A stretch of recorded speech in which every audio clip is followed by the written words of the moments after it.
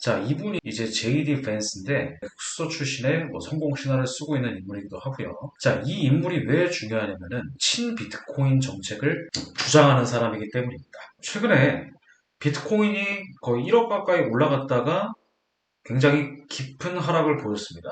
거의 9만 불까지 근처까지 갔다가 또 고점 대비 30 정도 폭락이 나왔었죠. 일단 단기적인 하락은 여기 보시는 것처럼 독일 정부의 비트코인 매각, 이것 때문에 좀 떨어진 게 있고, 그 다음에 마운트 곡스 관련된 그 이슈로 인해서 급락이 나왔던 부분이 있습니다. 일시적인 하락으로 보이고요. 현재 가장 기대해볼 단기적인 비트코인 전망은 일단은 우상향입니다. 그냥 단순하게 차트만 보고 우상향이라고 말하는 것이 아니라 여러 가지 암호화폐 전반적인 생태계에 대한 긍정적인 전망들이 있습니다. 첫 번째는 이제 이더리움 ETF 승인이 예정이 되어 있죠. 이더리움 ETF 스테이킹 허용 가능성 제기.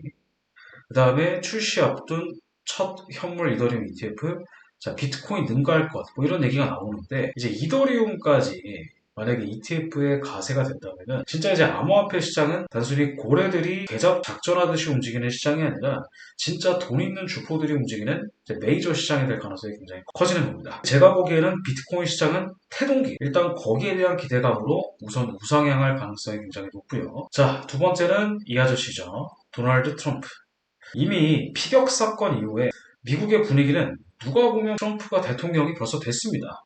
자, 근데 이 대통령이 피격이 됐던 거는 이번이 처음이 아니에요. 1981년도에 레이건 때도 그랬고, 1901년에 루즈벨트 때도 그랬습니다. 1981년에 레이건이 이제 유세 현장에서 암살될 뻔하자 전국적으로 공화당이 민주당을 압살을 했죠. 물론 루즈벨트는 이제 재선에 실패하기도 했었는데 그때 실패한 이유는 이제 3선이었고 그리고 이제 민주당과 공화당이 아닌 제3당으로 출마했기 때문에 당의 득표를 받지 못해서 실패했다는 의견이 우세합니다. 어쨌든 트럼프가 제이디 밴스를 이제 부통령 후보로 앉혔는데 이 아저씨가 친비트코인 정책을 사용할 가능성이 굉장히 높아요. 제이디 밴스가 이제 부통령이 된다면 아마 가장 먼저 할 일이 SEC 상품선물거래위원회를 개혁을 할 겁니다.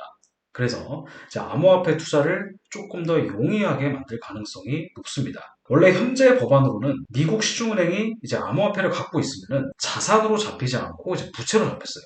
정식 자산이 아니기 때문에. 그런데 이제 JD가 되면은 이제 암호화폐는 이제 부채가 아닌 이제 정식 자산으로 공시할 수 있도록 하는 법안이 정식적으로 통과가 될 가능성이 높습니다. 그러니까 이미 이 법안은 이제 의회에서 통과가 됐는데 바이든이 거부를 했어요. 트럼프도 본인 스스로 이제 암호화폐를 지지한다고 대놓고 떠들고 있는 만큼 트럼프가 이제 확실하게 대통령이 돼준다면 향후 이제 비트코인에 대한 상승세는 이제 견조할 것으로 예상이 됩니다.